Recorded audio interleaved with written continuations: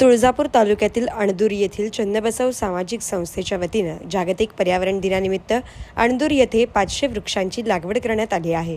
चन्नबसव सामाजिक संस्था ही गेल्या 10 वर्षांपासून पर्यावरण या विषयावर कार्य करीत असून त्यांनी स्थापन केलेल्या ट्री बँकेच्या माध्यमातून अणदूर व परिसरातील हजारो वृक्षांची लागवड करून वृक्षाचे संवर्धन, वृक्षाचे वाढदिवस साजरे करणे, शाळा महाविद्यालयात जाऊन वृक्षांचे महत्त्व व पर्यावरणाबाबत जनजागृती करीत आहे.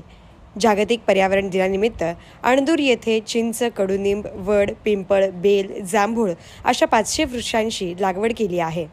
यावेळी अणदूरचे उपसरपंच डॉक्टर नागनाथ कुंभार, श्री श्री गुरुकुलचे संस्थापक डॉक्टर जितेंद्र कानडे, चन्नबसव सामाजिक संस्थेचे संस्थापक शिवशंकर तिरगुळे, सामाजिक कार्यकर्ते बाबूराव मुळे, पंढरी मातोळकर, इरफान खानापुरे, परमेश्वर घोडके यांच्यासह चन्नबसव सामाजिक संस्थेचे कार्यकर्ते उपस्थित होते.